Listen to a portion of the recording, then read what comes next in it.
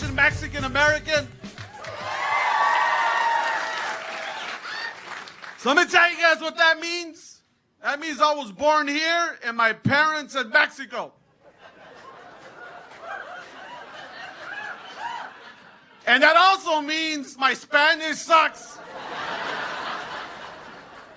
And my English sucks. Yo, I'm a no sabo man, bro. It's bad, dude. Yo, and don't let this look fool you. I have a cat. I'm what you call a cat daddy. I'm gonna tell you guys why I love cats. Because cats are like Mexicans.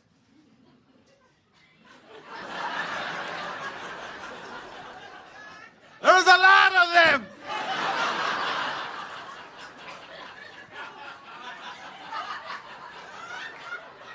You have to hide them when the landlord comes.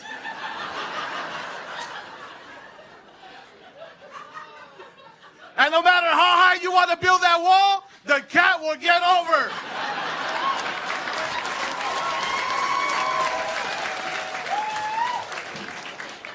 Yo, I can say that joke because I have a cat.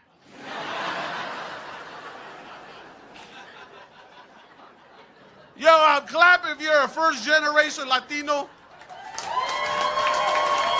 right. Clap if you're a second generation.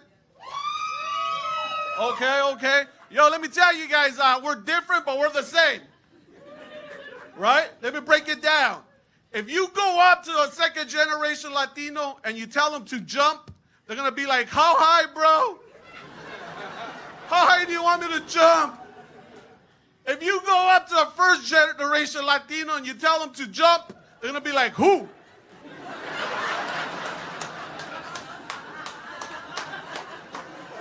Yo, we stay ready, bro.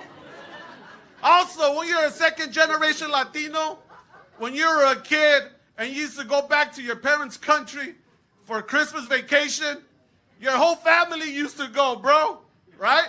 And you guys were all happy. When you're a first generation Latino, your family can't go.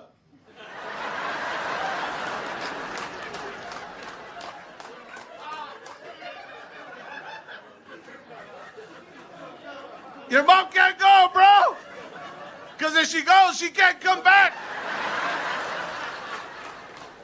I see there's a lot of ladies here. Ladies, let me tell you guys something. When you break up with your boyfriend and you block him on social media, make sure you block the whole family before you start doing your nasty stuff, right?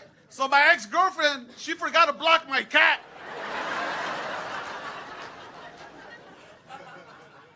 So me and my cat saw everything, bro.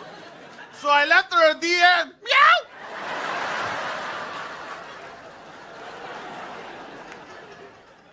Yo, when I was a kid, my mom was embarrassed to tell us that my dad left us, so she used to make me lie. When I was 10 years old, my mom comes into my room and she goes, son, repeat after me. My dad's okay. He's at work right now. He couldn't get time off. Yo, I'm 10 and there I was. My dad's okay. He's at work right now. He couldn't get time off. My mom goes, that's good, son, but say it slower. Say it like it hurts you. Like in the novelas, mijo. Bro, I'm 10 and there I was. But that's okay. He's at work right now. He couldn't get time off. She goes like that. Now go to your room and practice. Bro, I practice. My dad's okay. He's at work right now. He couldn't get time off. The following day, my mom comes back and she goes, okay, son, tomorrow's your big day. We're going to Mexico. And when your grandpa asks about your dad, you know what to tell him. And if you do good, you'll come back.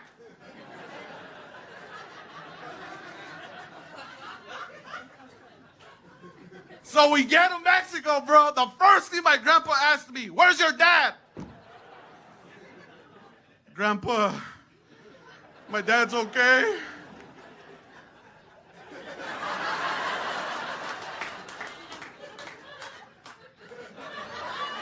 He's at work right now. He couldn't get time off. My grandpa gives me a hug and he says, don't worry about it, son. I'm here for you. And that's why I'm here tonight in New York and on HBO, because I did a good job and I made it back and my dad's okay.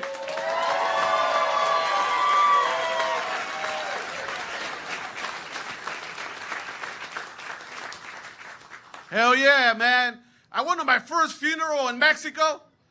They're different. The funerals in Mexico are way different. You get a call at midnight. And they tell you, hey, your cousin died. You have to come over tomorrow. Because in Mexico, we bury them the next day. Which cousin? And then they hang up. My first funeral ever, bro, and that was the pallbearer. So when you're the pallbearer in Mexico, you have to carry the casket with 6 of your weakest cousins ever. That don't have shoes, but they have gold chains. Bro, and you have to march, bro, from church all the way to his house so he can say his last goodbyes with no stopping.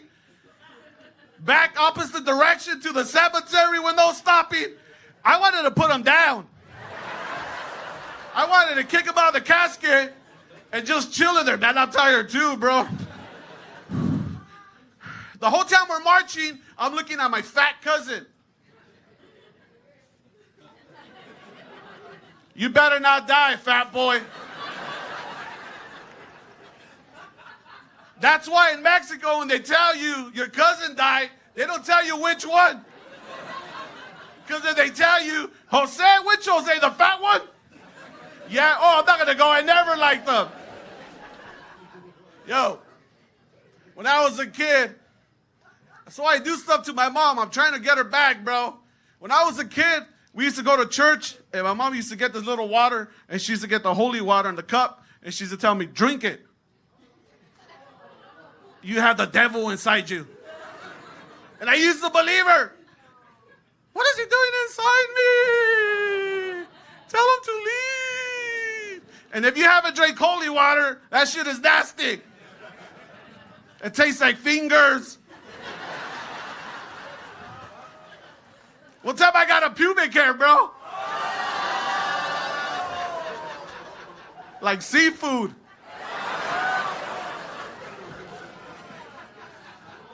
Dude, when I was 10 years old, my mom goes, son, I signed you up for a retreat and you have to go. I get to the retreat and it's an adult retreat. I'm the only kid there. My mom forgot to tell me it was an adult retreat. So when you go to retreats, they put you in groups. And that group is your family for the weekend. And one of the nights, we had to go up on stage and talk about our problems. So my fake brother goes up and he says, I do a lot of drugs. I shoplift. I don't have a job. And I need Jesus in my life. And he walks away. So my fake sister goes up. And she goes, I cheat on my husband. I drink a lot. I don't have a job. And I need Jesus in my life. And she walks away. And then it was my turn. A 10-year-old. Hello? My name is Alfred Robles. I lie to my mom. I like watching nasty movies. And I don't have a job. And I got the devil inside me.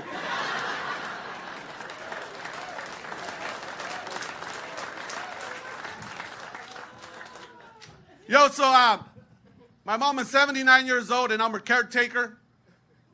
For all you white people.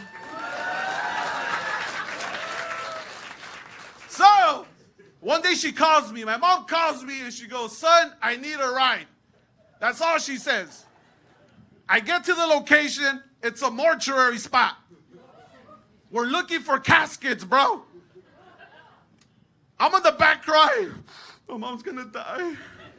My mom's a strong lady. The first lady she sees, she yells at her, lady, I want the white one. Give me the white casket. I want this one. I look at my mom and I go, Mom, Don't go for the first one you see. Look around. They put the used ones in the back.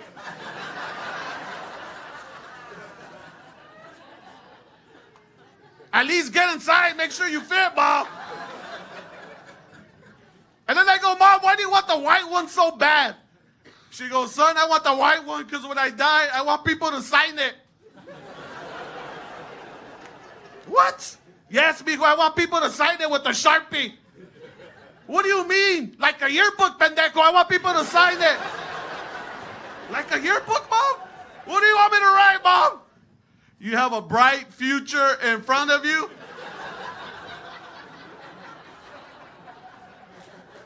Hope to see you soon, Mom. What do you want me to write? Bro, she gets mad at me because I don't know what I'm going to write.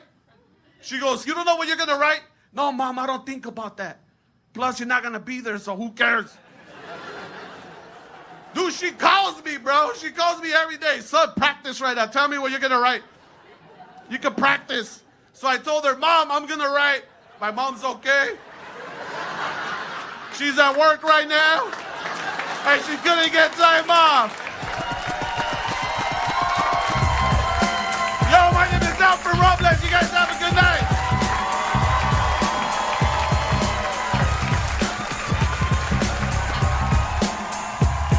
All my friends are getting married now, man. And every time my friends get married, they do the same thing. Every time they get engaged, the same thing. They love to post their engagement pictures on Facebook. And it's always the same picture. It's always a girl showing the engagement ring like she just won the Super Bowl. Like she has this look of determination in her eyes, like, I did it.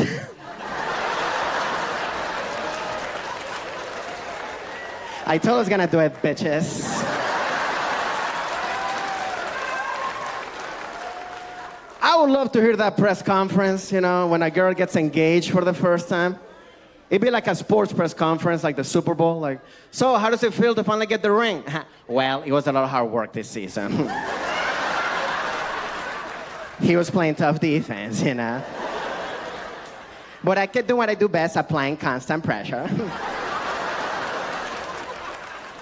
Because there's no I in team, there's an I in ring. No more questions, thank you.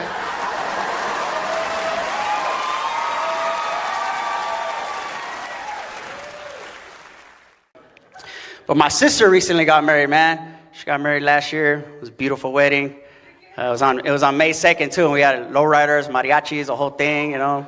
All the white people thought it was a Cinco de Mayo parade. Oh, it's a Cinco de Mayo parade here. I don't know. It's my sister getting married, man. But she married a white guy, too. Never thought that would happen.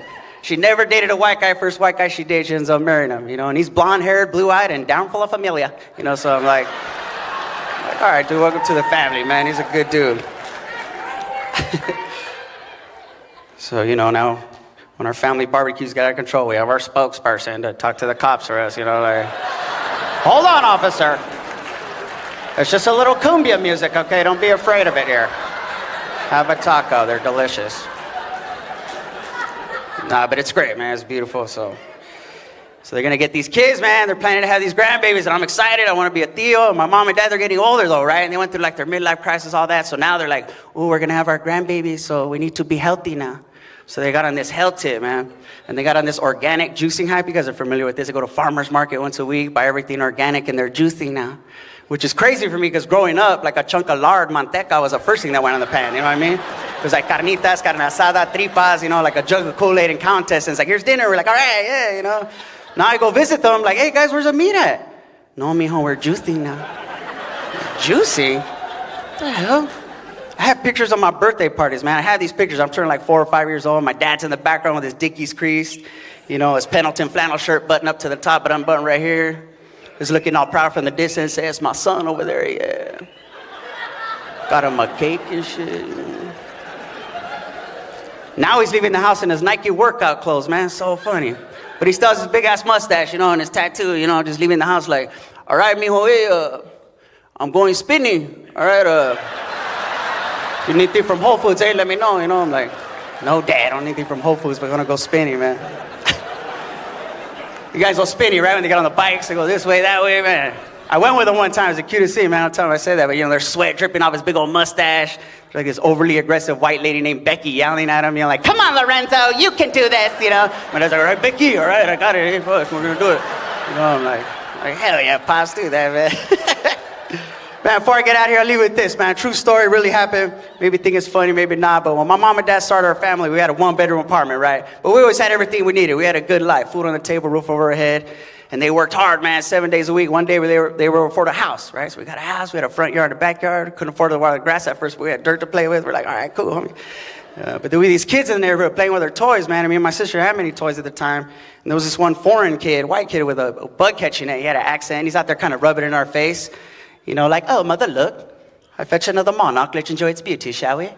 And so we're like, hey, I want to catch some monarchs. I want a bug catching net. So I go to my mom, hey, Mom, I want a bug catching net. She said, yeah, bug catching net. You have food on the table and roof over your head. Now go to your room and be grateful.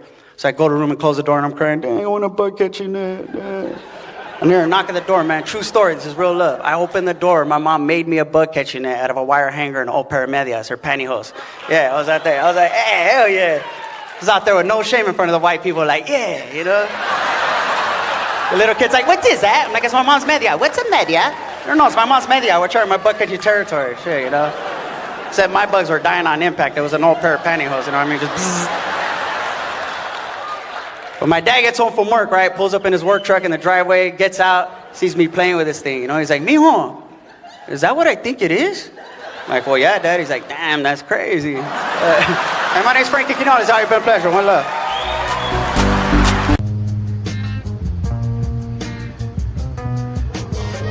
What's up, homies? Another cruise night, eh? Let's go, big guy. What's up, Triple OG? Dude, big dog. It's like an Egyptian goddess, eh? That chingona, homie, the blue velvet. Looking pretty. All right, creeper, hop in. Let's go. Yeah, homie. About that, eh? You know, I've been cruising with you fools for a long time, eh? Años and años and everything. So I was thinking of actually, you know, joining in, homie, joining the caravan and driving my ride. I got rims. I don't know if you saw the rims. I got chrome rims now. Yeah, so I think I'm ready to cruise, homie. Not tonight, Holmes. Hop in. Nah, look at the rims, homie. They're chrome. Those aren't rims, Holmes. Those are hubcaps from Pep Boys. Yeah, but they're still attached, eh? So they're pretty much like one love attached to the rim, eh? So it's pretty much the rim, yeah. Yeah, they're rims. I don't know if you saw, food. I put an eagle too, homie, on the hood. It's all like that, like it has a rate of positivity for the gente, like for kicking it, like that. You could probably cruise that in TJ, homie, but not here, homie. TJ, homie, really? Like, you don't think it'll do good out here? I don't know how to tell you, Holmes, but your ride fucking sucks.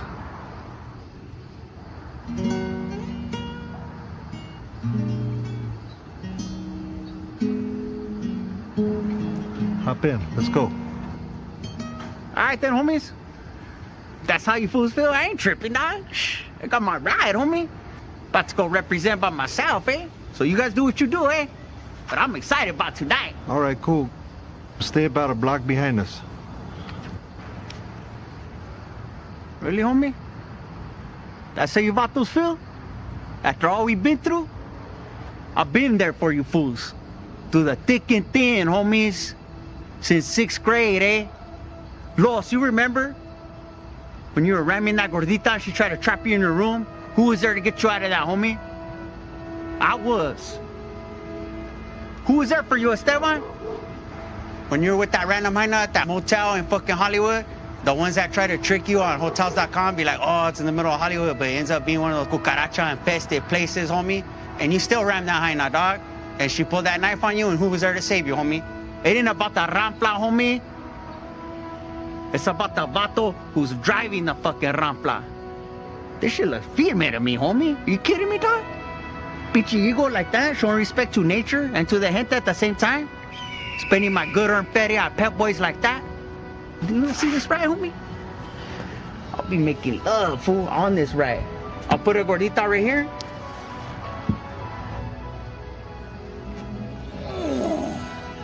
That's what happens when you open your mind up, homie. You don't get caught up in the bullshit. So I'm gonna go represent with mine, homie. With my chrome rims. Watcha! You bought those around my back? It's all good. I'll handle mine.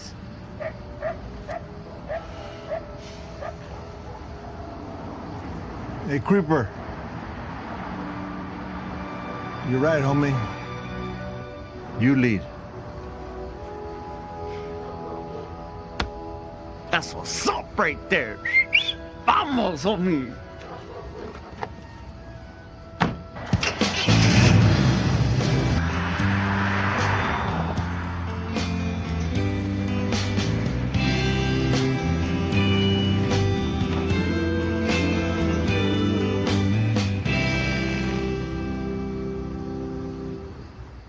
What's on me?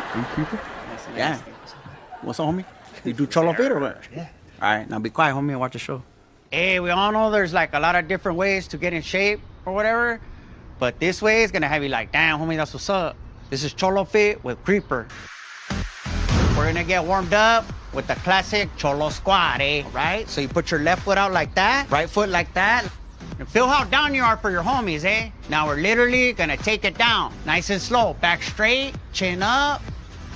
Put your hands on your knees. Eat up. Damn, white boy, check you out, representing like that. Nah, just playing. And you bring it back up, nice and slow. Think about everything you're accomplishing in life. Or maybe you're not doing that much, but you're doing something right now, eh? Represent, eh? All right, now we're gonna move to Cholometrics, eh? And this one is a resistance workout. OG, come over here on me. Respect over dog. So for this one, it's like someone's talking papas to you, eh? Like if this one told me, hey fool, your mom, like I respect her or anything, but everybody knows how her right butt cheek is bigger than her left butt cheek, eh? And I'm like, dang, OG, like that's kind of messed up, fool. I don't really like that you said that right now. So I'll go chest to chest with that fool, like we're about to throw down. And you go like that, and that's where you get the resistance, eh? Feel it in the back, in the gluteus muscle right here.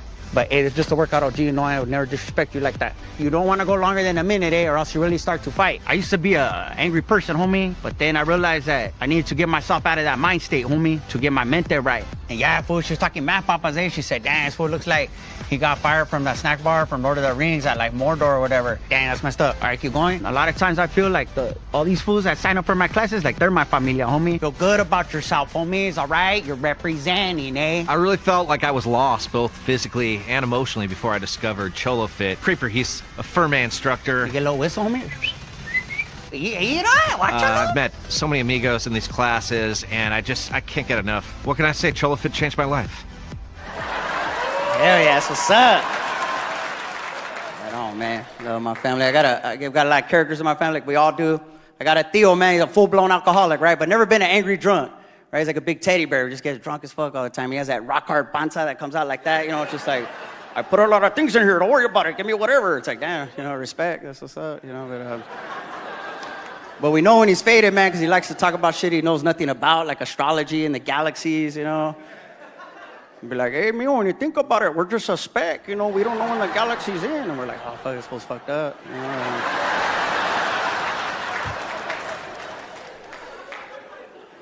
And he tries to use, like, phrases and places where they don't belong, where they don't make sense, little sayings, he doesn't even know what they mean. And I feel because my brother-in-law, I got a brother-in-law, my cuñado Blanco, man, he's a white homie, you know, married my sister, good dude, man. He's all about La Raza. And I'm like, hell yeah, dude. He has to put up on my family, man. He tries hard to fit in, though.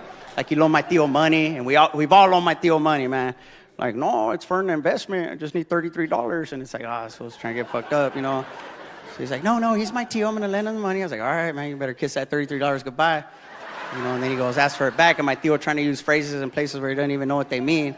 You know, my brother-in-law goes back and asks for his money back. Hey, Theo, can I get my $33 back? And my Theo's like, hey, birds of a feather. And he's like, what the fuck? Birds of a feather, homie, you have his money or not? You know, like, doesn't make sense. What the fuck, birds of a feather? That's funny. The next one, homie, we're going to do the pistol workout, homie. And this one's good for the triceratops. Disclaimer, homie, please use the right weight for the stage that you're in, homie, because you don't want to pull a muscle, this and that. And you're like, oh, Creeper said this and that, because I don't have insurance like that, all right? Grab your pistol like that. Lift to the chest area, homie. Boom, there's one, drop it down. And this helps for a lot of things, homie. So if you're ramming or actively ramming, then you're probably going to need to use these muscles, homie, to lift a kid. even if you don't have kids, homie, you definitely have primos that are having babies. Probably one was born right now, eh? Now we're gonna move to piñata lift, eh? And this one helps with the core strength and your hand-eye coordination or whatever. Gracias, OG. Respeto, homie. So you're gonna lift your piñatas. Okay, Lord of the Rings, you're good. Okay, now you're gonna do like arm circles, eh? Now I'm gonna come by and I'm gonna try to hit your piñatas, okay? There you go. Good job, man. Good job. Oh, got it. Okay, see? You have to concentrate harder. Oh, I had missed. Good job, Lord of the Rings, eh? Okay, now shake it out. Shake the dulce out, the candy for the kids, because they're not acting that dumb right now, so they deserve it. Now the OG gets first dibs, eh? Go ahead, OG. I never expected that Cholo Field would get this big, homie. You know, I got Cubo roll bigs. No pajaritos, homie. On the distance, they're grooving too, homie. I got Cholo spin. Oh, the nearest Chihuahua got out again, eh? It's chasing me right now. But if you guys are interested, eh, then you could text my primo Ruben, and he'll get you connected, eh? And hopefully get signed up for a class pretty soon. I love it. You guys gotta put up my mom and dad. Love my mom and dad, man. They just recently celebrated their 40th year of marriage. Yeah, I mean, they're still together. Hell yeah. They're beautiful people. They're in the building tonight. Shit, somewhere. Where you guys at? She's all, what's up? Sorry, I had to connect with y'all. Come on, what up, New York? Yo, my name is Alfred Robles, and I'm first-generation Mexican-American. So let me tell you guys what that means. That means I was born here and my parents in Mexico. And that also means my Spanish sucks. And my English sucks. Yo, I'm a no sabo man, bro. It's bad, dude. Yo, and don't let this look fool you. I have a cat. I'm what you call a cat daddy.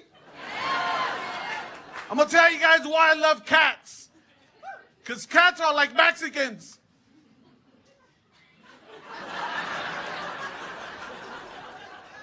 There's a lot of them.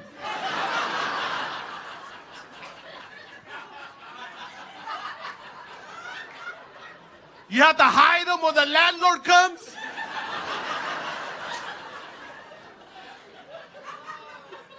And no matter how high you want to build that wall, the cat will get over.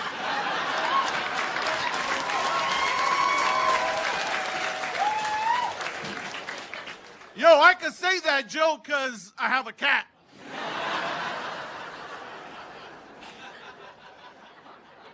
Yo, clap if you're a first-generation Latino. All right. Clap if you're a second generation. Okay. Yo, let me tell you guys, we're different, but we're the same.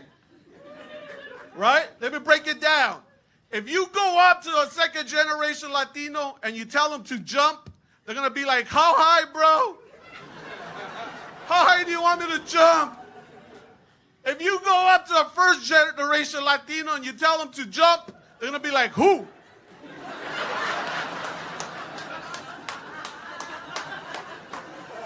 Yo, we stay ready, bro. Also, when you're a second-generation Latino, when you were a kid and you used to go back to your parents' country for Christmas vacation, your whole family used to go, bro, right? And you guys were all happy. When you're a first-generation Latino, your family can't go.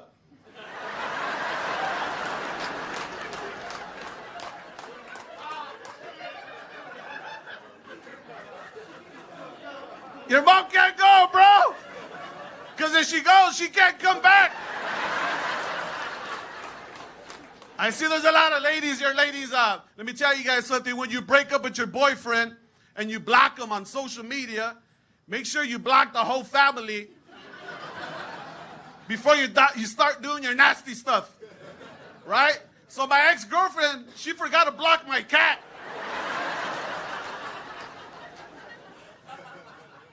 So me and my cat saw everything, bro. So I left her a DM. Meow!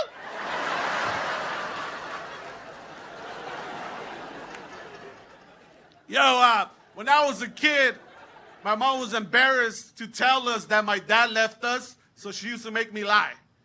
When I was 10 years old, my mom comes into my room and she goes, son, repeat after me. My dad's okay. He's at work right now. He couldn't get time off. Yo, I'm 10 and there I was. My dad's okay. He's at work right now. He couldn't get time off. My mom goes, that's good, son, but say it slower. Say it like it hurts you. Like in the novelas, mijo. Bro, I'm 10 and there I was. My dad's okay. He's at work right now. He couldn't get time off. She goes like that. Now go to your room and practice. Bro, I practice. My dad's okay. He's at work right now. He couldn't get time off. The following day, my mom comes back and she goes, okay, son, tomorrow's your big day. We're going to Mexico. And when your grandpa asks about your dad, you know what to tell him. And if you do good, you'll come back.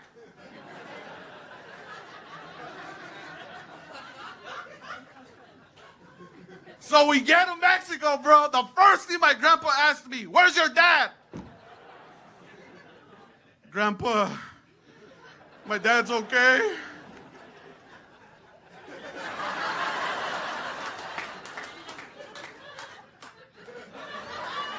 He's at work right now. He couldn't get time off. My grandpa gives me a hug and he says, don't worry about it, son. I'm here for you. And that's why I'm here tonight in New York and on HBO, because I did a good job and I made it back and my dad's okay.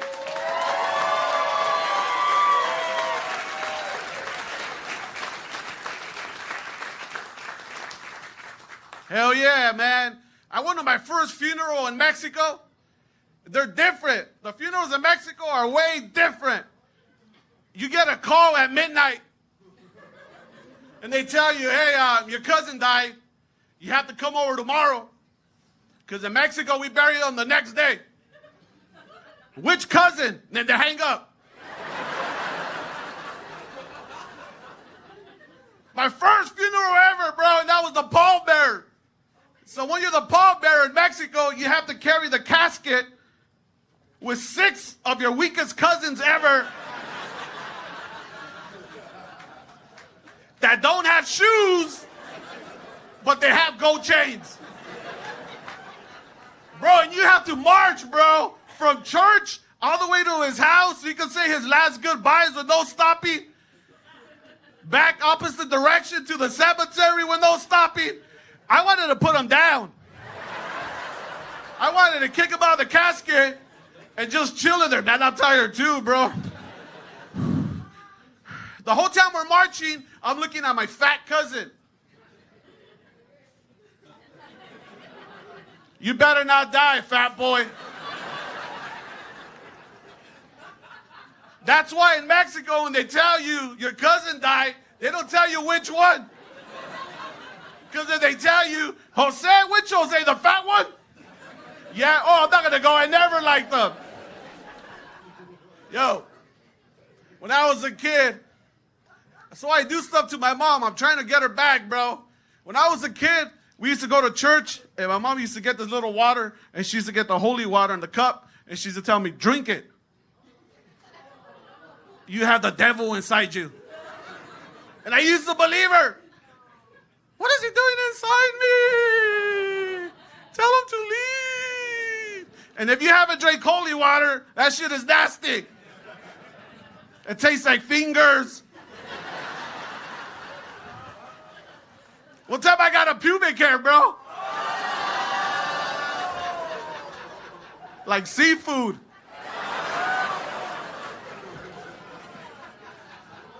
Dude, when I was 10 years old, my mom goes, son, I signed you up for a retreat and you have to go. I get to the retreat and it's an adult retreat. I'm the only kid there. My mom forgot to tell me it was an adult retreat. So when you go to retreats, they put you in groups. And that group is your family for the weekend. And one of the nights, we had to go up on stage and talk about our problems.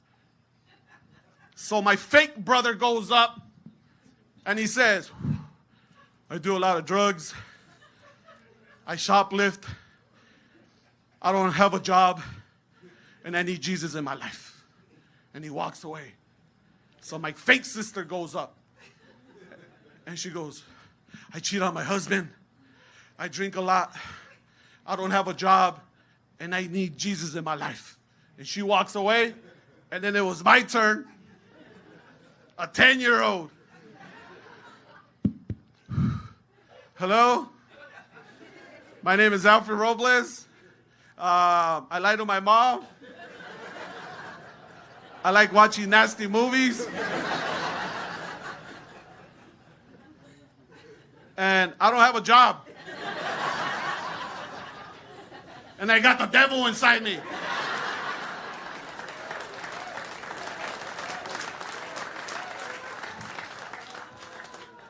Yo, so my mom is 79 years old and I'm her caretaker. For all you white people. So, one day she calls me. My mom calls me and she goes, son, I need a ride. That's all she says. I get to the location. It's a mortuary spot. We're looking for caskets, bro. I'm in the back crying. My mom's gonna die. My mom's a strong lady. The first lady she sees, she yells at her, lady, I want the white one. Give me the white casket. I want this one. I look at my mom and I go, Mom, don't go for the first one you see.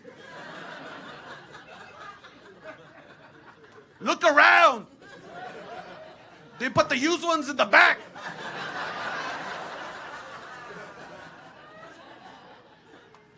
At least get inside. Make sure you fit, Mom. And then I go, Mom, why do you want the white one so bad? She goes, son, I want the white one because when I die, I want people to sign it. What? Yes, mijo, I want people to sign it with a Sharpie.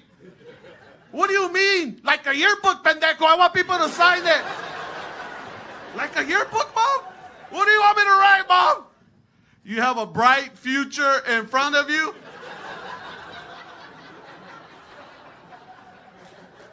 Hope to see you soon, Mom. What do you want me to write? Bro, she gets mad at me because I don't know what I'm going to write.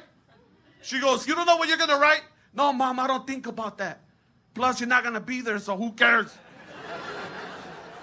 Dude, she calls me, bro. She calls me every day. Son, practice right now. Tell me what you're going to write. You can practice. So I told her, Mom, I'm going to write. My mom's okay. She's at work right now. And she couldn't get time off. Yo, my name is Alfred Robles. You guys have a good night.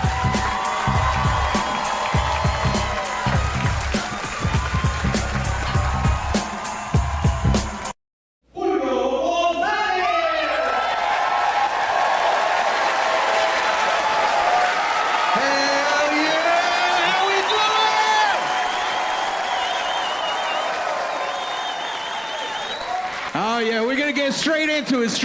Single people, where you at? Make some noise. Bro, I was out on a date. And I say this girl was wearing way too much makeup. I'm not trying to be mean. I say way too much because we were going hiking.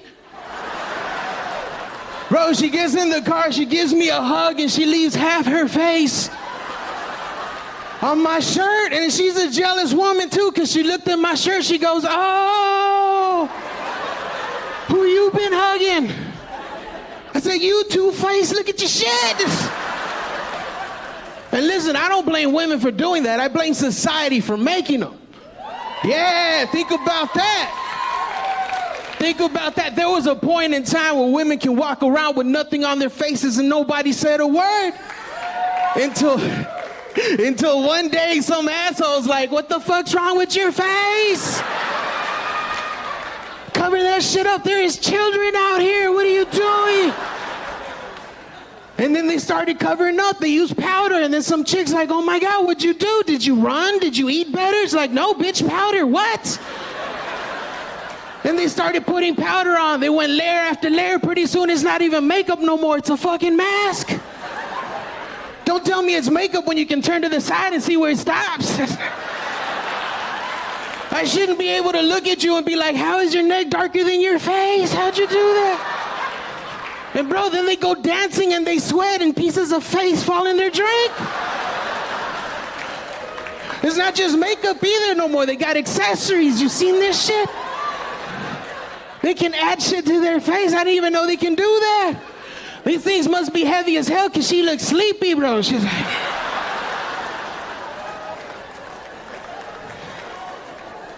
I said, are you all right? You tired? You need to take a nap? She goes, I'm fine. I'm fine. Let's go. She's fine until she sneezed. Then she lost one. She goes, she don't even see it hanging on a peripheral, bro. It's just hanging there. I turned around, I look at her, I didn't know what it was. All I saw was something moving on the side of her face. I freaked out. I thought it was a spider, bro. I'm scared to death of spiders. I said, oh shit, spider. Turned around all pissed. She goes, what the fuck? Why'd you hit me? I said, hit you, fucker. I saved your life. There's a tarantula on your face. And I hit her so hard, I knocked the other one loose, bro. I knocked the other one loose. I felt embarrassed. This is my house. I'm like, I need to fumigate. That's two, bro. That's infestation. Infestation. That's why I say give it up for women, because of all the shit they gotta go through.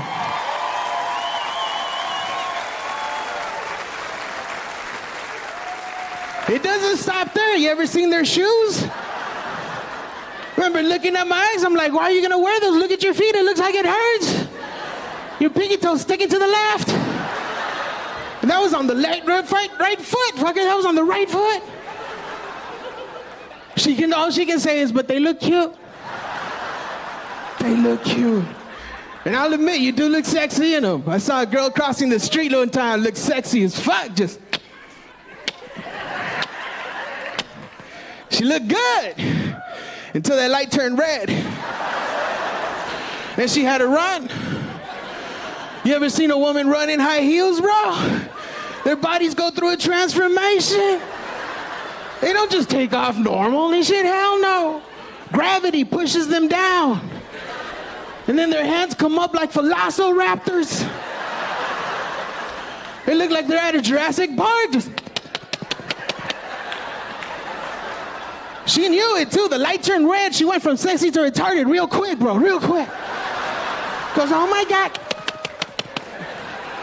And you ever partied with a bunch of them? Oh, walking around in their high heels. I had a pack behind me. I felt like a soldier leading an army. All you hear is crack, crack. And then by the end of the night, they sound like drunk horses just...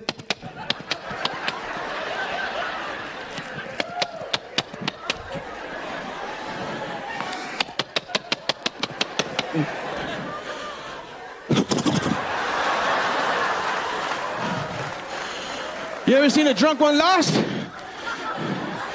Trying to find her friends and shit. This one's looking around, chewing gum, looked like a deer out in the wild.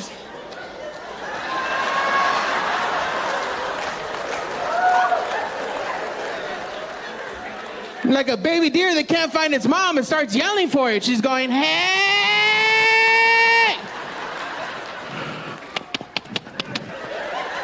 Hey! There's a group of guys walking by. They look concerned. They said, oh my God, are you lost? What floor are you on? And she said, so that's the third floor, fucker. Come with me. Come with me. Subway, my name is Julio Gonzalez, and thank you so much.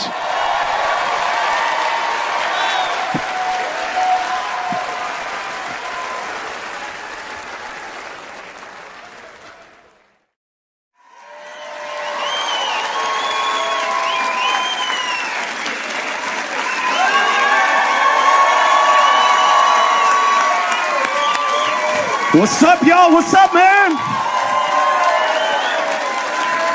Oh, you fill my heart. Well, let's piss some people off. Fuck it. No, I don't mean to. I don't want to piss anybody off. I don't. We just live in a different world. People used to want to laugh. Now people want to go online and go, let me tell you what the fuck is that. It's just the way it is. I don't mean to be, like in real life, I don't hang out with people anymore because everybody's too fucking sensitive.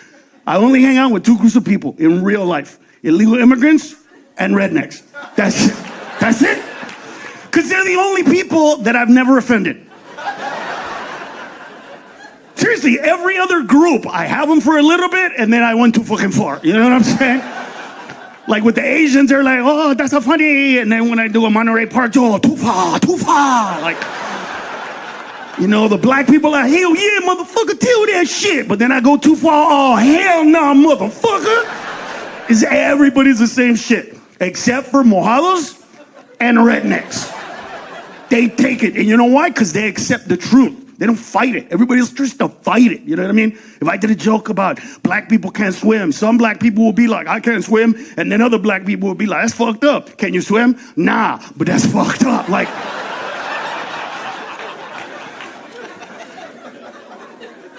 everybody gets it. Except for, like, when you accept the truth, you can be happy. That's why rednecks are happy. Shit, listen, they wrote a book called You Might Be a Redneck If. You know who bought it? Fucking rednecks. They read the shit, it makes fun of them, and then they go, ha, that's funny. They don't give a shit. They don't fucking care. I have never offended a redneck. Never. And look at me, I've tried. I've tried, I swear to God. And I want to offend rednecks, not because I don't like rednecks, it's because I feel like I don't have the power to hurt their feelings, and it fucking bothers me. Do you know what I'm saying? Like, they're just authentic. Like, the first time I met a redneck, I'll never forget it. It was 1992, Birmingham, Alabama. Yeah, it was no, don't go, ooh, that was awesome. It was the best. Because they were real, they didn't fight it. Rednecks are so fucking authentic to the truth, they reenact a war they fucking lost.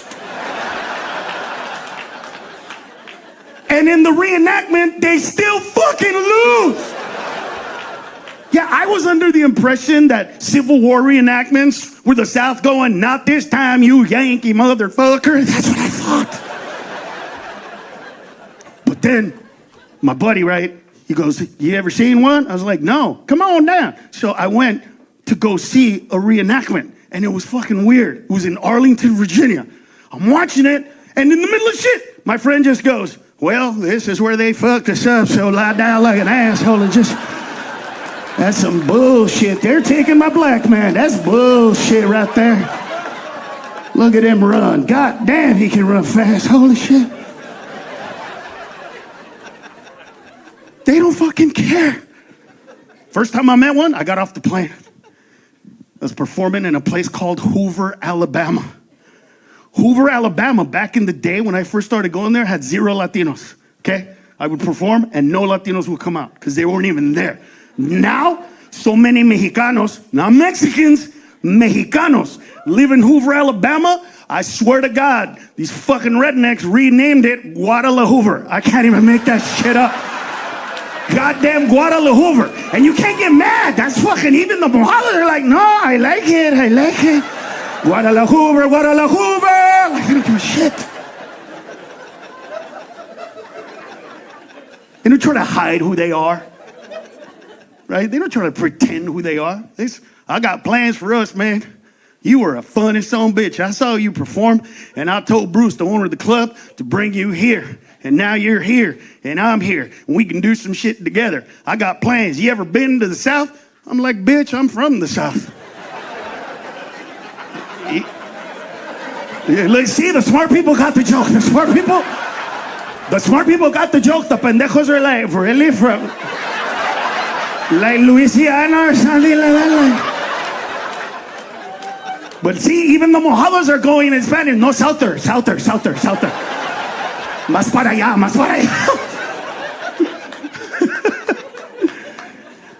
He goes, I got plans, man. I was like, what are we doing? He's like, you want to go mudding? I was like, what the fuck is mudding? He goes, mudding, bitch, you ain't ever been mudding? I was like, I've never even fucking heard of that shit. What's mudding? He goes, mudding is fucking amazing. Mudding is when you go in a pickup truck, get a fuckload of beer, go out to the middle of nowhere where nowhere can hear you, do whatever the fuck you want. That's mudding. You want to go mudding?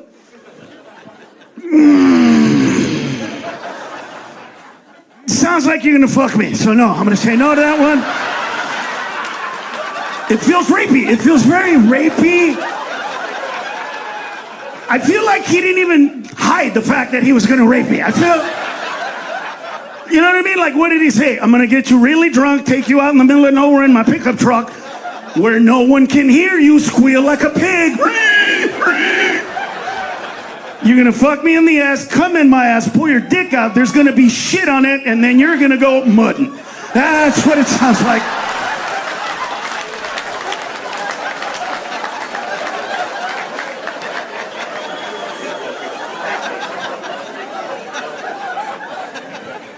But I've never been able to offend them. Because the first time I went there, I told the redneck joke and they laughed.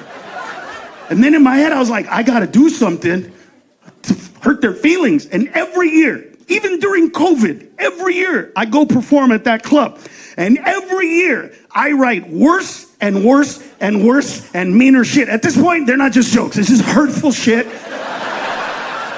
Because before I die, I want to hear this. Just once I want to hear this. This time you went too goddamn far, you fucking beaner. I want to hear that shit. Just once, but it's never gonna happen. It's never gonna happen. Because every time I do a redneck joke in front of a redneck, this is exactly how they react. Well, shit, that's true. I mean, I ain't never done that shit myself. But my cousin, it's always a fucking cousin.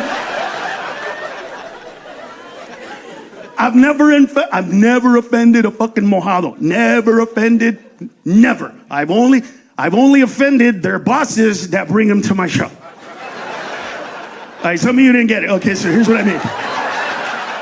So I was in Appleton, Wisconsin, and my buddy Jose goes, hey, let's go to the Olive Garden. I was like, let's go. So we went to the Olive Garden in Appleton, Wisconsin, okay?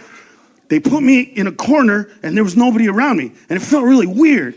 And after I ate, the guy comes up, he goes, hey, I'm a huge fan. I was like, that's what happened. You put me over here because you didn't want, yeah, that's exactly what I did. I didn't want people to bother you. You know what I mean? I was like, I get it, but don't ever fucking do that again. What you did was fucking mean. No, I was protecting you. Maybe, but we're in Appleton, Wisconsin. Those people out there, I'm the best celebrity they're ever gonna fucking meet. That's real shit. And you took it away because you think that I don't want to take a fucking picture with somebody because 30 seconds of my time isn't worth making these people happy. This is bullshit. The reason I'm good at what I do is because I care about people. Don't ever fucking do that again. Ever. And he got all excited. Oh my God, I'm so excited now. I go, why are you getting so excited? My kitchen staff, they love you. They love you. They think you're amazing. Would you mind going taking pictures with them? And I was like, fuck yeah. I would love to meet the Italians that made this wonderful meal for me.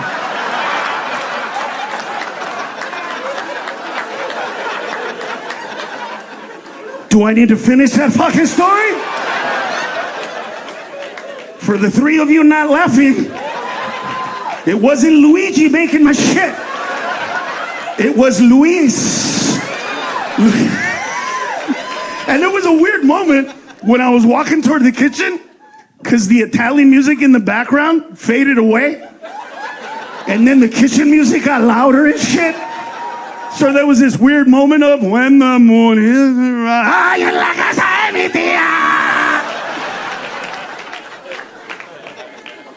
So those are the bosses that bring them to my show, right?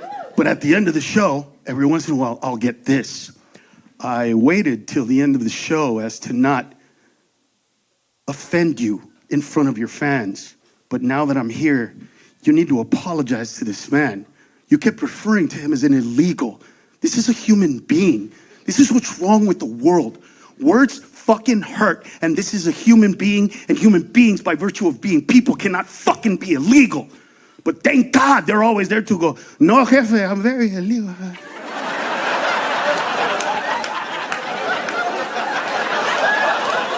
I know you don't know this, but the papers that I gave you, that's not me.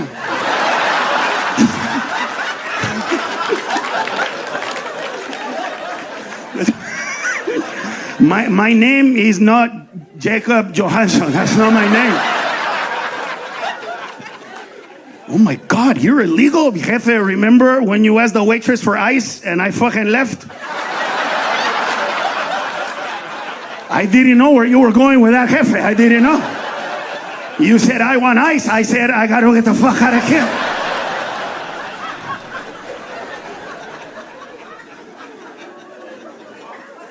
They don't care. They accept who they are. Oh my God, but he called you a wetback. He said wetback too. I know that was very nice of him. How is that nice? Because I swam, so I was wet everywhere. But he just said the back. That's very nice. He could have said mojado del todo, but he didn't say that. They accept who they are. They're happy as shit. That's why I love hanging out with them. Never offended them. They teach me, right? Like when I go hang out with my illegal immigrant friends, I begin to love life again because they don't complain about shit like we do. They don't bitch about the world like we do. America's broken, America's fucked up, America's new different countries, America's fucked. They live in the shittiest parts of this fucking America, and yet they believe in America like we don't. If you don't believe me, go talk to somebody that lives here in Brea, and they'll tell you how the taxes are killing us, and you don't understand, and these Democrats are ruining everything. But you go to Santa Ana, they believe in this motherfucking country. In Santa Ana, they tell their kids, mijo, if you work hard and apply yourself in this country, mijo, one day, you can live in Laguna Niguel. Yes, you can, cabrón, yes, you can. Maybe Anaheim Hills or some shit like that, mira. And see, look who laughed, all the fucking immigrants. Did you notice that shit? All the immigrants laughed. All the Americans are like, no, it's more complicated. It's very complicated. Happiness is a choice. Like, here's a statistic. By the way, and for the people out there watching it, listen. If you live in a city or a town where there is a billboard that says abogado, that means lawyer in Spanish. Call them and ask them if what I'm about to tell you isn't an actual statistic. So, based on a geographical area, the amount of people that live in there on a per capita basis. Do you know who gets pulled over by the cops more than African American males in this country? Illegal immigrant men. But you never hear about that shit. You never see it. You never see videos of it. None of that shit. You want me to tell you why? Because when they get pulled over, there's never an incident. When they get caught, they know they're caught. They know they're fucked. All they do is go like this and go, por favor, Diosito. Que no me manden a Mexico, que no me manden a Mexico! And all the fuckers that are not from Mexico are practicing their Mexican Spanish so they get deported closer. So like, I have to sound like a Mexican, I have to sound like a Mexican! Yes, officer, like, because they don't want to be like, coño, oh, you're not Mexican, bitch! Go back to the Dominican Republic, fuck! They're changing their music from bachata to Vicente Fernandez. Change it, cabrona! But once they get pulled over and caught, they don't fight it. They don't ask questions like we do. Like, can you explain to me, I know my rights, why did you pull me over? They don't say shit, even when the cops are mad. Hey, do you know why the fuck I pulled you over? They look right at him and go, yes, I do, Jefe. I'm not going to lie to you, Jefe. I know exactly what I did. But I did like 4 things. Which one do you see? Which one do you see? No, I did like 4. I'll tell you. No, yo te digo, por Dios, I'm not going to lie to you, Jefe. Turn on the camera. Turn on the camera. So assist me. Primero, mira, I saw the sign, Jefe. I saw the fucking sign. It said no U-turn. I saw the sign. But I didn't see you, so fuck it, I didn't.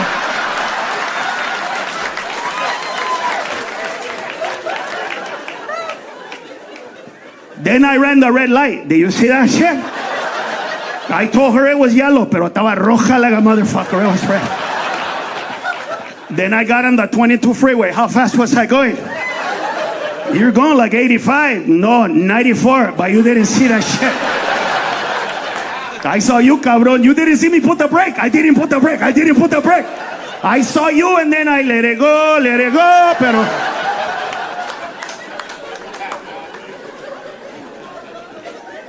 Well, can I have your insurance? Yeah, the general, he said no.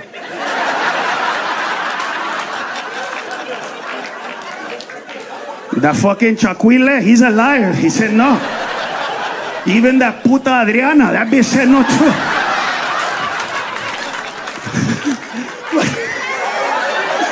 Adriana said no, Fred Loya said no. That fucking bitch with the dog, that puta said no. Even the dog was like, rrr, rrr, fuck that shit.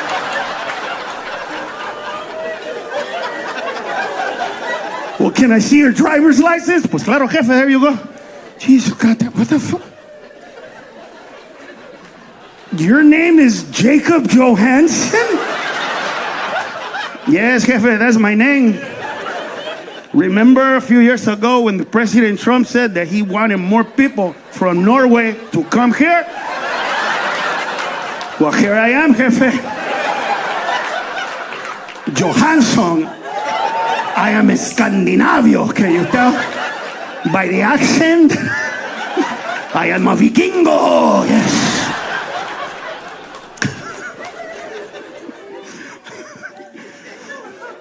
They're happy. They choose to be happy. We choose to be sad. Think about this. Every time Americans get 2 jobs, we complain about it. Can you believe that I have to get a secondary job in order to subsidize my standard of living?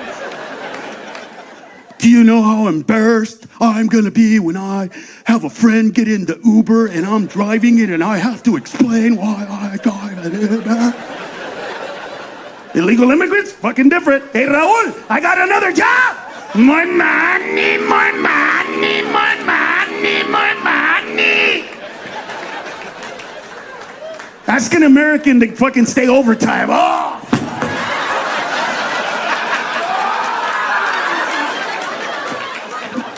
Today? What about you, Raul? What about you? More money, more money, more money. Illegal aliens are always looking for work. I love that shit. Love that shit about them. That's why every 18 months, I throw a party at my house. I invite everybody, but I only expect my illegal alien family to show up because they're the important ones on these parties. I tell them, go through my whole house. If there's a locked door, come get me. I'll open it up. And then they go through my whole fucking house. The beauty of this shit is, at the end of the night, I have a list of all the shit I have to fix in my fucking house. Because every one of those mojados, I help them cross the border in some way, shape, or form. So they feel like they owe me, and they look around and go, mira, tienes que arreglar esto and fix that other shit. It's fucking beautiful. My regular family, they don't do that shit. They come in and try to impress me. They walk in my house and go, I was reading about this the other day, Los. Did you know that foyer is actually a French word? It's supposed to be pronounced foyer. And it is to indicate that you're entering a home that is so vacuous in space with a perch to look down upon those who come to see you. That is why there's a staircase that leads to that little perch where you can look down on everybody else and let them know you are the master of this house. This is fantastic. And the whole Tuscan feel, and God, this style is amazing. Here's my Mojave family. Chingue su puta madre con esta. Fuck, you tell jokes. Chistes pay for this shit. No, hombre, güey, that's a... Oh, mira, papi, look, Carlos, you have cracks on your tile. No, cabrón, we're gonna fix that shit on Saturday. After my 2 other jobs, we're gonna come and fix the shit for you. No, you don't have to pay us, cabrón. Just get us a 24-pack of Modelo Negro Especial, and we're gonna fix the shit for you, papa. Mira, Carlos, I'm gonna put dick in the crack to fix the cracks, okay? You gonna do what? Okay, I'm gonna put dick in the crack, to fix the cracks. You're gonna put dick in the crack to fix the cracks? Thank God my father's a genius. He walked out and he went, "Estás más pendejo que la pinche puta que..." He means cock.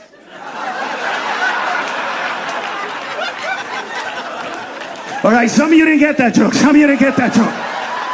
I could tell some of you were like, ha ha! Some of you were like, I don't get it. If you didn't get that joke, it's okay. Because one day in the near future, you're gonna be at Home Depot. You're gonna walk by the cock section and go, ha ha! Remember the cock for the cracks? The problem is that America is a country right now where we want to see the divisions instead of the things that bring us together, right? Like comedy. People have turned it into, well, you're doing comedy. What kind of jokes are you doing? Does it matter? You see, when you guys all laugh at one joke, you're all feeling and thinking the same exact thing at the exact same moment. That is what I call unity, not separation. But that's why people don't get it. Illegal immigrants and rednecks are the same fucking person. They just don't know it because there's a language barrier.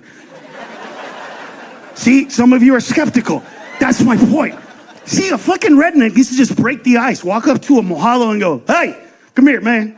I saw this fucker named Carlos Mencia, and he told me that you and me are the same goddamn person, and I don't believe that bullshit, but he said all kind of other shit that made sense, so I'm gonna put it to the test with you right here, mano a mano. I'm gonna tell you about me, you're gonna respond in kind, and we're gonna figure this shit out together, okay? Let's see if we're the same, some bullshit. First of all, I speak English with an accent."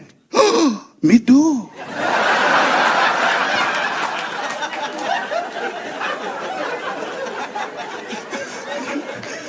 I was born in the South. Me too.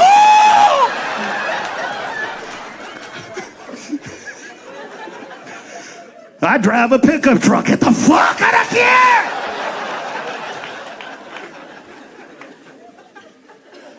Look at my pointy boots. Look at my pointy boots! One time, I fucked my cousin. Yeah, I fucked my cousin one time too. It was a quinceañera, everybody knew, nobody told us, they were laughing, shit happens, and the baby came out a little chueco, but that happens, it's okay. In Spanish, they say, a la prima se le arrima, so it's okay, it happens. Well, here's one you ain't gonna understand. Every once in a while, where I come from, I put a Confederate flag on the side of my truck and I drive around to remind everybody that I don't give a fuck what it is today. This shit used to be the Confederate South. But that's one you wouldn't understand, would you, Pedro? You are so mistaken. I know exactly how you feel. You see, where I live in America, every once in a while, I put a Mexican flag on the side of my truck and I drive around, you know, to remind everybody that I don't give a fuck what it is today. This used to be Mexico.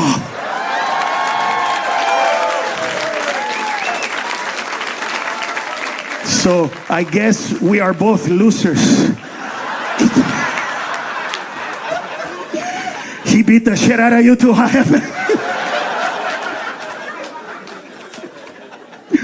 But see how some of us are laughing? There are people that aren't laughing right now. No, I can't believe me talking among that. And this is the shit we're fucking putting into our kids. Because words fucking have power now. They don't. Words can empower. They don't have power. And if any woman in here thinks that words have power, I bet you if I asked you to lick my butthole, you'd be like, no, well, I guess I'm powerless, bitch. What the fuck happened? Because back in my day, if you're old enough, you remember, we used to say what? Sticks and stones can break my bones, but words never hurt me. Today it's the opposite.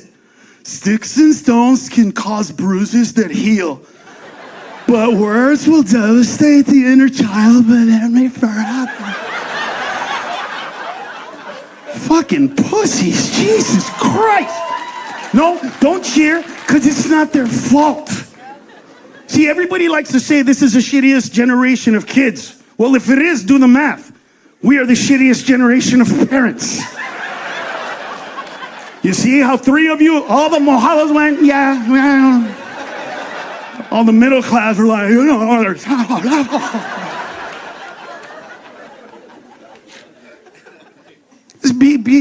we teach our, first of all, here's the problem.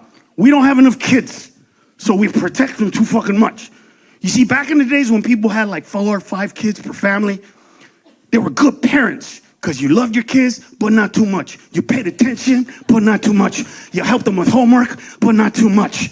You didn't hover over them because you had other fuckers to worry about.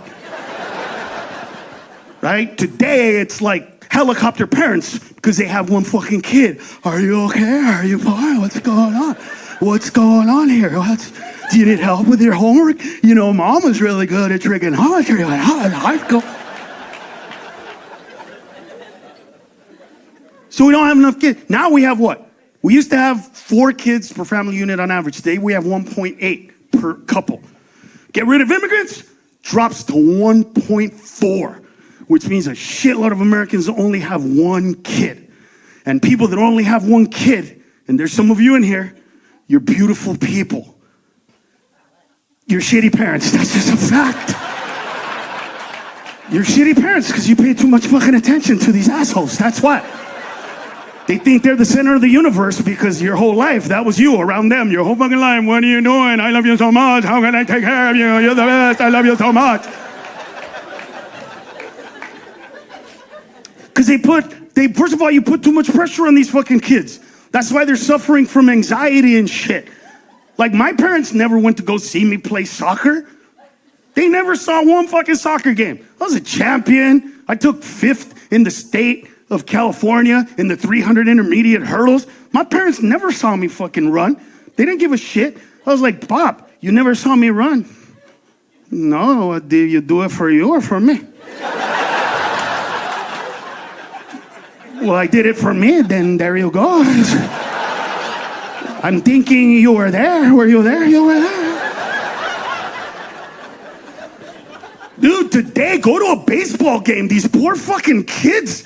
They're 8 years old. The stands are filled with parents. Half the teams are telling the pitcher, you can do it. You can strike them out. The other half are going, you can hit the ball. And the 8-year-old's going, I don't want to play. I don't want to fucking play. And you could tell, for those of you that think I'm lying, go see 8-year-olds play. When they strike out, fucking tear gas. Tear gas. That's what, strike 3.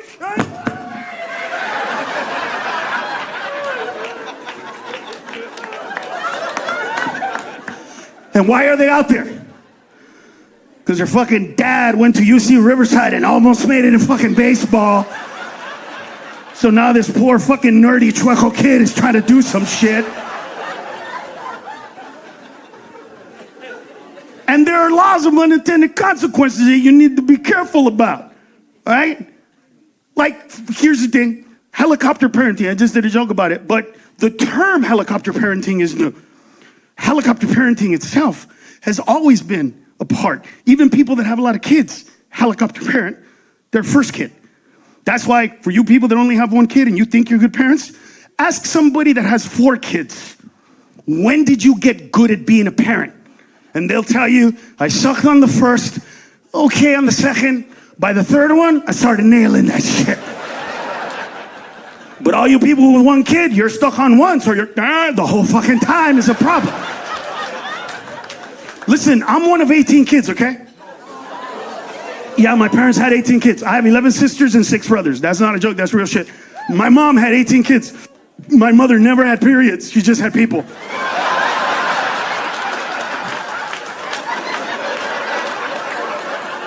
One time she went like that, I'm like, ooh, a tampon. She's like, no, Joaquin. I'm like, oh shit. It's a person, it's a person. So I come from a different place, but I asked my older brother, I love you, Heriberto, thank you, man. He passed away from complications of COVID, but my brother, older brother, I asked him, I go, hey, was mom this fucking crazy when you were a kid? And he was like, no, she was very nice. She followed me around. And one time I was trying to jump and she didn't let me jump. I got up, she took me down. I got up, she put me down. I was like, fuck, that's the way she used to be? Because I love my mom, but that bitch used to give me preventative ass whoopings. I used to get hit before I did shit. Yeah, my mom wouldn't even wait for me to fuck up. We would go to a place back in the day near Whittier and Atlantic called Two Guys. This is real shit. And right before we would walk in, my mom goes like this.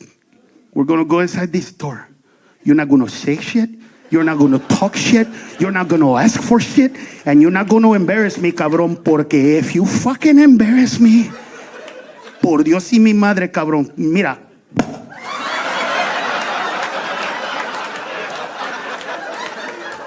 Did you just hit me for some shit I might do?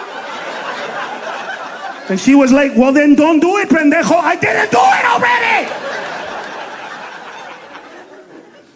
Some lady says to me, well, it was easy to raise children when you were growing up. I was like, really? Why? You know, it was legal to beat your children back in those days. I'm like, bitch, do I look like I'm 100? The fuck are you talking about? It was never legal to beat your children when I was growing up. I know this for a fact. I will never forget March 19th, 1978 in East Los Angeles, Hamel Street School, Miss Tanaka's class in the 4th grade. I was 10 years old. Why do I remember this day? Because I grew up in East Los. Back when I was there, 98% Latino, 69% immigrant. And those immigrants beat the fuck out of their kids. And when I say beat the fuck, I don't mean funny beat the fuck. I mean, we had bruises on our back, so we couldn't go to school for 3 or 4 days, and the shit became an epidemic. So they sent the sheriff to our school to explain this to us. You're in America now, kids, and it is illegal to beat children in this country. If your parents ever hit you, it is a felony known as assault and battery, punishable by up to 15 years of incarceration in the state of California. There is a card in front of all of your desks. You remember that number, and you call that number if your parents ever hit you again. And I will personally go to your house and arrest both of your parents. One for hitting you, and the other one for neglect. You have rights now. And then because we were in East LA, they had to say this too. Y para los que no tener papeles, sí tener derechos. Larry H. Parker, like what? And I went home that day cocky like a motherfucker. I got home and my mom goes, so, mijo, what did you learn in school today? I was like, I learned that you're a fucking felon, bitch. That's what I fucking learned. I learned that you're a hypocrite, ma, that you're a shit talker, ma, talking all that masa, telling us not to break the law, not to steal, not to do drugs, not to sell drugs, while you've been committing a felony known as assault and battery. Every time you get that iron cord, dip it in hot water and beat the fuck out of your kids. While that shit is over, ma, you ever fucking touch me again, I'm calling the cops, and they're gonna come and arrest you, mom, you for hitting me, and dad for being a fucking pussy and not stopping you from hitting me. And then I get to go live with these white people called the Fosters. Hey, fuck you, I was 10, dickheads, okay? I thought I was gonna go live with the family that made ice cream from Foster Freeze.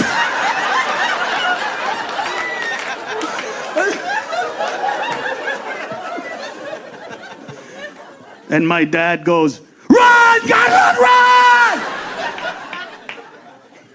All my brothers and sisters are crying. She's gonna kill you. She's gonna fucking kill you. My brother Joseph is holding a shovel. I'm like, what the fuck are you doing? She's gonna make me bury you, Carlitos. What the fuck? This happened before? This happened before? I swear to God, on that day, I found out that I have a brother named Omar that never made it to adulthood. Now I'm scared. I'm freaked the fuck out. What is about to happen in this house? What kind of an ass whooping am I going to take? And then shockingly, my mother goes like this. I know it was you. Ask your father. We talked about this the other day, that you're the one. You had to prove it. But now I know. I'm your mother, mijo. And you're my fucking son.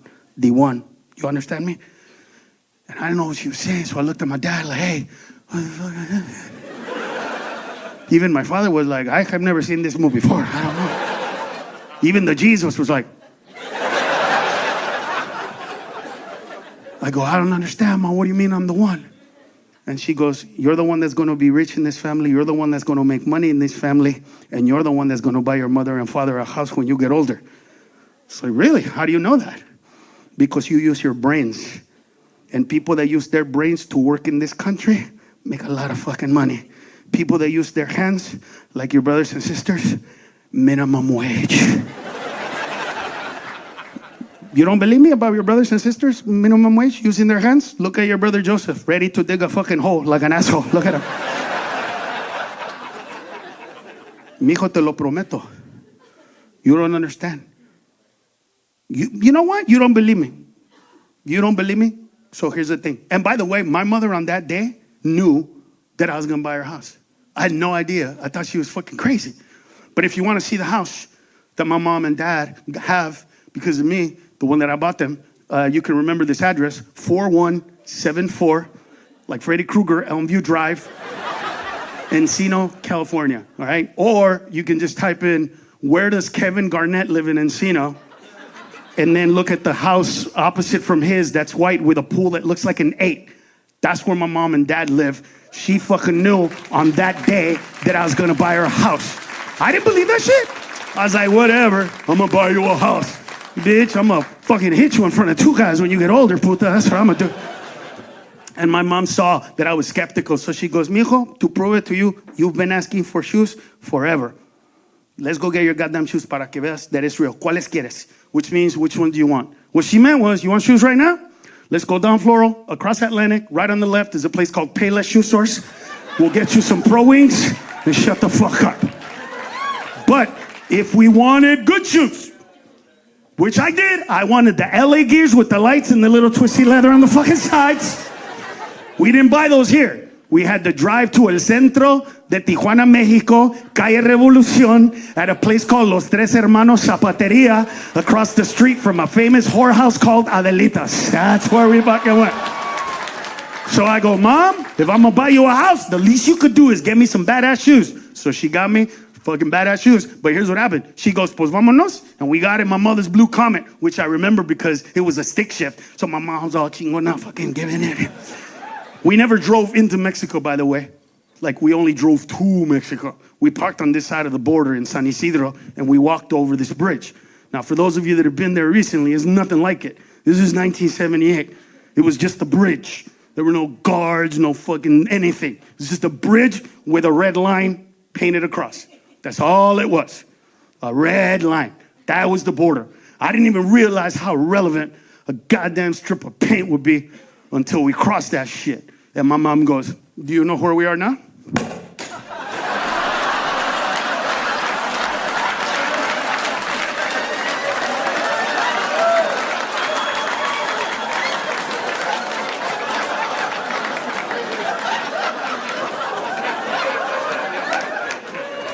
Nobody give a fuck about you in Mexico.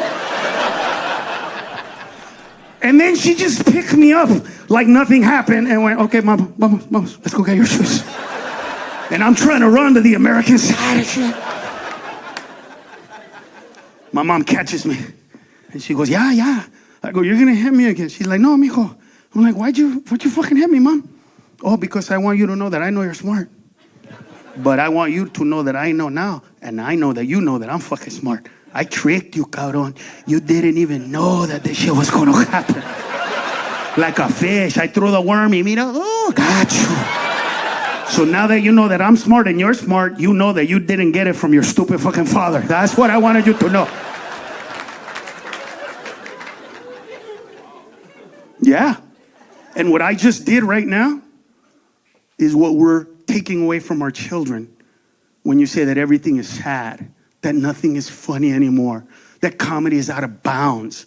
You laughed the hardest at the joke where my mother took me to another country just to beat the shit out of me. And good for you. This is what we're supposed to do. This is, you're supposed to laugh at a certain point. It's like when your friends fall in front of you. It's not funny at that moment. But a few weeks later, a couple of tequilas, and you're all fucking laughing. This is how it's supposed to go. Because, like, I want you to understand who you've just watched. You have watched literally the first person the internet ever tried to cancel. You can go online and check it. You can see the algorithms. You can see the choices. Since 2006, the internet has been telling you not to fucking see me perform. Comedians, people talking mad shit about Carlos Mencia. Some of you will find out when you post on your social media that you saw this show. And they're gonna say some stupid shit like, well, whose jokes did he tell? You know he's not Mexican. You know his name's Ned.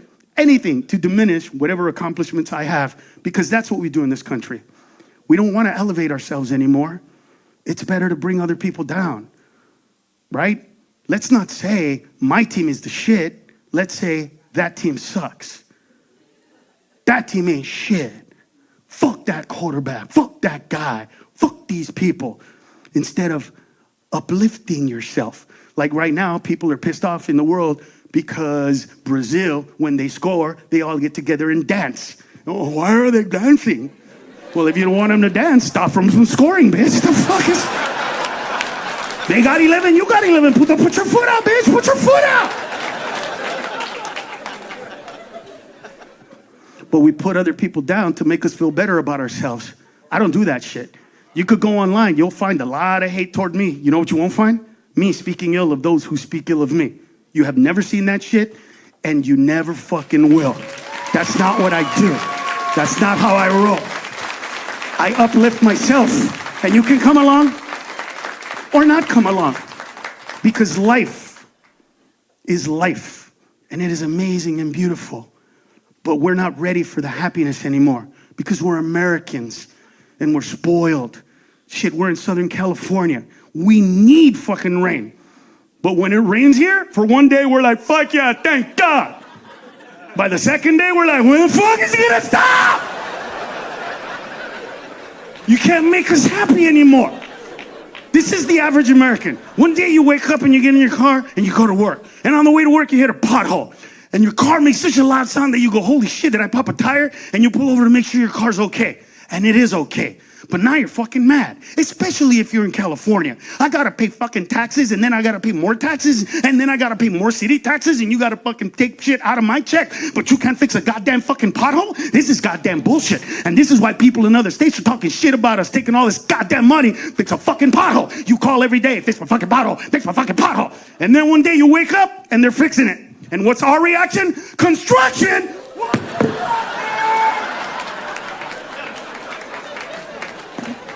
Today? Because we don't know how to fucking know. Bad things happen to good people and good things happen to bad. Everybody in this room will fail. Everybody in this room will falter. Everybody in this room will fall on your fucking ass one day. Who makes you who you are? What makes you who you are is this. How do you act after that? How do you get up? What do you do? Do you get up on your own? Do you ask for help? Do you pull somebody down while you're trying to get up? Who the fuck are you? You see me? This is who I am. You've seen me do this. See me talk about the crucifix. So if you don't know, I'm a Catholic. I'm a proud Catholic. I have no problem with that shit. I love it. That being said, I am also one of those kids you heard about. I was sexually abused by a priest when I was a kid. I would not joke about that shit. That is real. But it's okay. And I don't want anybody in here to feel bad for me, because I'm not like you. See, the majority of Americans would, you know, you've heard them, you've seen them. I haven't had a decent relationship in 40 years because I was abused by a priest, and I just don't know how to overcome it. That's never going to be me, because I'm different. And I had a guy confront me about that shit. He was like, I was abused by a priest, and you go up there and tell people blasé if it's nothing, to look on the bright side of silver linings? Can you explain to me what's the bright side of being sexually abused by a priest? And I looked at him and I said, hey, this is just me. I'm not telling you to be like me. I'm telling you that this is me. This is how I see shit. I blew a priest, I'm going to heaven. That's how I look at this shit. I paid my dues. I paid my fucking dues. Some of you people aren't laughing. What have you done for Jesus lately? Yeah, bitches, I swallowed. I'm in the VIP section.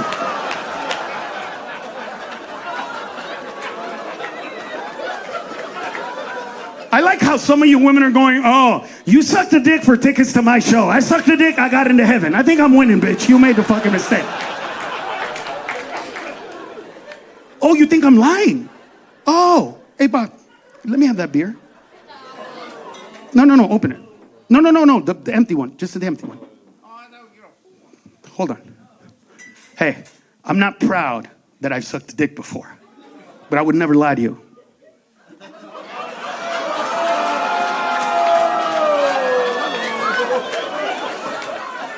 That shit was so good. I saw your man look at you like, bitch, why can't you fucking do it like that?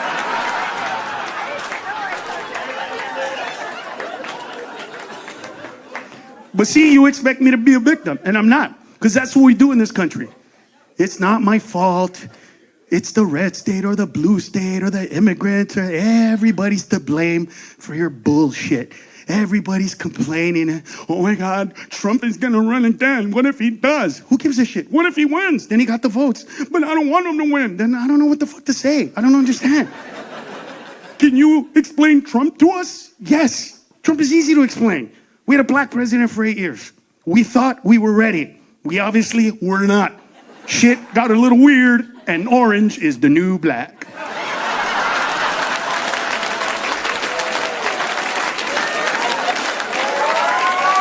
Ta-da! But instead of challenging people to get better, we go to the easy thing, right? Lower the standard. Just lower the standard so that everybody can have their easy fucking moment. I do it. Everybody does it in comedy. If you've ever seen a special before, they all end with a big joke. It's called a closer.